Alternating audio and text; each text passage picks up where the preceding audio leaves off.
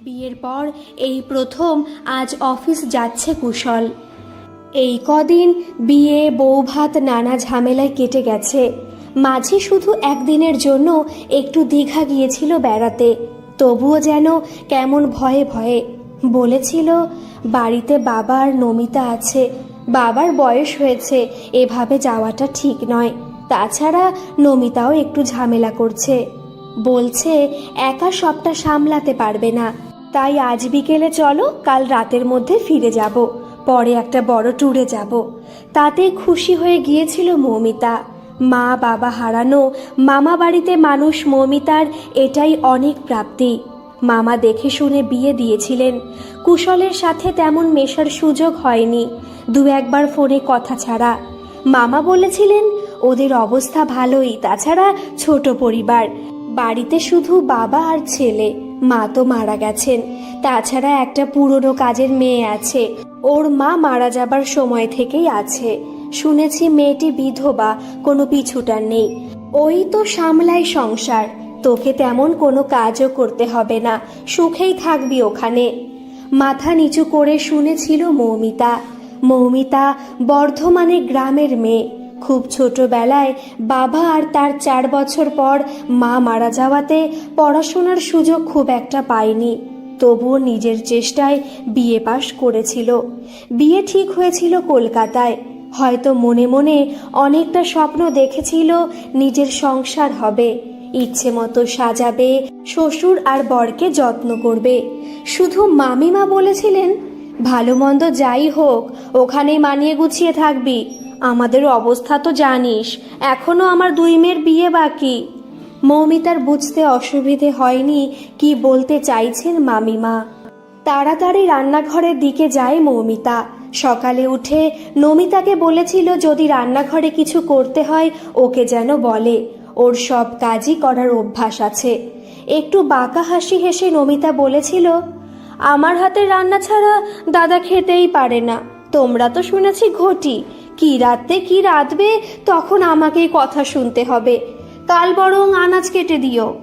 রান্নাঘরে এসে দেখে ততক্ষণে নমিতা খাবারের থালার বাটি করে তরকারি মাছ সব বেড়ে ফেলেছে। মৌমিতা হাত বাড়াতেই ওকে পাত্তা না দিয়ে এগিয়ে যায় নমিতা ডাইনিং টেবিলের দিকে। ডাক দেয়, দাদাবাবু চলে এসো, তোমার ভাত দিয়েছি গো। ওদিক থেকে হাঁক মারে কুশল, আরে আমার গেঞ্জি রুমাল সব কোথায় রেখেছিস, দিয়ে যা আগে। একটু ব্যস্ত হয়ে ঘরের দিকে যায় মৌমিতা কুশলের কি লাগবে দেখার জন্য। তখনই দেখে নমিতা হাজির গেঞ্জি রুমাল নিয়ে।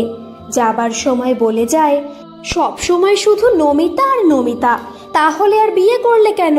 এবার বৌদিকে বুঝিয়ে দাও তোমার কি লাগে কখন। কুশলের সব ব্যাপারে নমিতার খবরদারি আর তুমি বলে ডাকাটা কেমন যেন কানে লেগেছিল মৌমিতার। দীঘা গিয়ে ঘনিষ্ঠতার মুহূর্তে একটু অনুযোগ করেছিল, তোমাদের তো এত ভালো সংসার সামলাবার লোক ছিল, তাহলে আমাকে আনলে কেন শুনি। মৌমিতাকে কাছে টেনে কুশল বলেছিল, ইস তোমরা মেয়েরা পারো বটে, এই জন্যই কথায় বলে মেয়েরাই মেয়েদের শত্রু। আরে ও কত বছর হলো এখানে আছে, মা যখন অসুস্থ তখন থেকেই। হয়তো আমার কাছাকাছি বয়সী হবে, কিন্তু খুব কম বয়সে বিধবা হয়েছে, স্বামীর সাথে ঘরই করা হয়নি। হায় ভগবান, বাড়ি থেকে একটা দিন ম্যানেজ করে এখানে এলাম, এখানে এসেও সেই নমিতা। তোমাকে তো ওখানে ঠিকমতো কাছেই পাইনি এই কয়দিন। বাড়িতে সবসময় সাবধানে থাকতে হয়, বাবা আছে নমিতা আছে। মনে মনে মৌমিতা ভাবে আবার সেই নমিতা। মৌমিতাকে আদর করতে করতে কুশল বারবারই বলে, উফ তোমাকে যতটা ইমোশনাল মনে হয়েছিল এখন সেভাবে পাচ্ছি না কেন, আমার চাহিদা কিন্তু একটু বেশি, এমনটা ঠান্ডা হলে চলবে কেন। মৌমিতা আপ্রাণ চেষ্টায় নিজেকে সঁপে দেয় কুশলের পৌরুষের কাছে। বাড়ির কুশল আর দীঘার কুশল যেন সম্পূর্ণ আলাদা 2 মানুষ, একটু বেশি চাহিদা কুশলের। মৌমিতা সেই তুলনায় কুশলের মতে একদম মিওনো। সংসারে প্রতি মুহূর্তেই যেন মৌমিতা অনুভব করে এই সংসারে সে একটা অপ্রয়োজনীয় সাজানো পুতুল, যাকে শোকেসে সাজিয়ে রেখে দেওয়া যায়, দিনের পর দিন খেলা করা যায় না। কোনো কাজেও লাগে না, যেন শ্রীবৃদ্ধি করার জন্য রাখা। মৌমিতা অপেক্ষায় থাকে কখন নমিতা ডাকবে যদি কোনো কাজে ওকে লাগে। যদিও শ্বশুরমশাই ওকে ভালোবাসেন, কুশল প্রয়োজনীয় জিনিস সবই এনে দেয়, কখনো আবার বকুনিও খায় কোনো কাজ জানে না বলে। নমিতাই বলে, তোমার হাতে সংসারের দায়িত্ব দিলে আর দেখতে হবে না, দুদিনেই সংসার লাটে উঠবে, যেদিকে আমি দেখি না সেদিকে অন্ধকার। ওর ঘর গোছানো, রান্না, জামা কাপড় কাচা কিছুই পছন্দ হয় না ওদের। নমিতা যেন ওকে অযোগ্য আর অকর্মণ্য প্রমাণ করে খুব আনন্দ উপভোগ করে। কুশল তো প্রায়ই বলে, তোমরা মেয়েরা কিছুতেই খুশি হও না, কাজের লোক না থাকলেও সমস্যা, আবার থাকলেও সমস্যা। এত কাজ তোমাকে কে করতে বলেছে শুনি? কাজ দেখিয়ে আমাকে খুশি করতে হবে না। মৌমিতা যেন শাঁখের কড়া, দুদিকেই কাটে, কাজ না করলেও মুশকিল, আবার কাজ করলেও সমস্যা। নমিতা আত্মীয় স্বজন বাড়িতে এলেই বলে, বৌদিমণি তো এতদিনেও কোনো কাজই শিখলো না, আমিই খেটে মরি। আজকাল সব কথার উত্তর দিতেও ইচ্ছে করে না মৌমিতার, খুব অবসন্ন লাগে, কারণ নমিতার পর্যায়ে নেমে ঝগড়া করতে রুচিতে বাঁধে। শুধু মনে মনে অনুভব করে একটা কথা, ওর নামে সংসার, কিন্তু সংসারের চাবিকাঠি অন্য কারো হাতে। নমিতাও পদে পদে বুঝিয়ে দেয় ওকে ছাড়া সংসার অচল, নমিতার পারমিশন ছাড়া এই সংসারে একটা পাতাও নড়ে না। কুশলও ওর কথায় ওঠে বসে। এর মাঝেই একদিন চমকে ওঠে মৌমিতা। কুশল ওকে কন্ট্রাসেপটিভ পিল খেতে বলে, এই শোনো, আমি আর কিছু ব্যবহার করতে পারছি না, তুমি এই ট্যাবলেটগুলো খেও। আমি চাই না এখনই তোমার বাচ্চা কাচ্চা হোক। আমার প্রমোশনটা না হলে কিছু ভাবতে পারছি না। অবাক হয়ে যায় মৌমিতা। ওদের যথেষ্ট সচ্ছল সংসার, একটা বাচ্চা হলে কি এমন হবে? ওর কথা শুনেই প্রচণ্ড রেগে যায় কুশল। এখানে থাকতে হলে আমার কথা শুনে চলতে হবে, না হলে অ্যাবর্শন করবে, কিন্তু কেউ জানবে না, না হলে তোমার মামা বাড়িতে দিয়ে আসবো তোমায়। সত্যি তো, ওর যাবার কোনো জায়গা নেই, তাই চুপ করে যায় মৌমিতা। জীবনটা যেন অসহ্য লাগে। রাতে কুশলের জান্তব ভালোবাসা যেন অত্যাচার বলে মনে হয় আজকাল। ট্যাবলেটগুলো প্রতিদিন নিজের হাতে খাওয়ায়, মাঝে মাঝে মাথা ঘোরে, গা গোলায়। এরই মধ্যে একদিন শ্বশুর মশাইকে চোখ দেখাতে নিয়ে যেতে হবে। কুশলকে নাকি অফিসে যেতেই হবে, তাই দায়িত্ব পড়ল মৌমিতার ওপর। মৌমিতা খুশি হলো, যাক, একটা কাজে তো লাগবেও। দুপুরের দিকেই বেরোতে হলো। নমিতা তখন ঘুমোচ্ছে।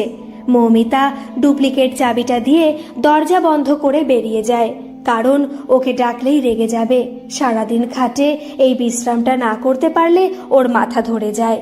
চেম্বারে গিয়ে দেখে প্রচণ্ড ভিড়, প্রায় 30 জনের পরে ওদের নাম। অগত্যা বসে থাকা ছাড়া আর কোনো উপায় নেই। এরই মাঝে কুশল ফোন করেছিল, মৌমিতা জানিয়েছে প্রায় 3 ঘন্টা লাগবে। ঘন্টা দেড়েক বাদে ওরা আগের প্রেসক্রিপশনগুলো জমা দিতে বলে। মৌমিতা শ্বশুরমশাইকে বলে কাগজগুলো দিতে। উনি প্যাকেটটা খুঁজতে থাকেন, দেখেন আগের প্রেসক্রিপশনটাই ছাড়া পড়েছে।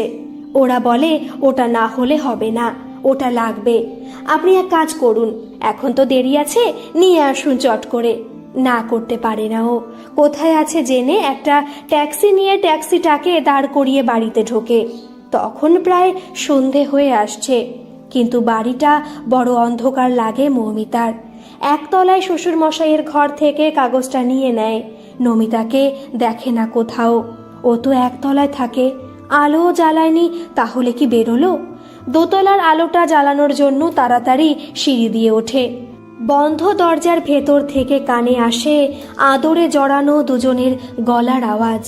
কতদিন ধরে অপেক্ষায় আছি তোকে একটু কাছে পাবো বলে, আর ভালো লাগে না। ও তো একটা মিওনো মেয়ে, তোর মতো এত জোয়ার নেই ওর শরীরে। রাগ করিস না, কাছে আয়। তোমরা পুরুষ মানুষরা এমনই, গাছেরও খাচ্ছ আবার তলারও কুড়োচ্ছ। আমার কত কষ্ট হয় বোঝো না? আরে বাবার জন্যই তো বিয়েটা করতে হলো। ওর সঙ্গে থাকি এক ঘরে, কিন্তু সম্পর্ক নেই রে। আমার তো তুই সব।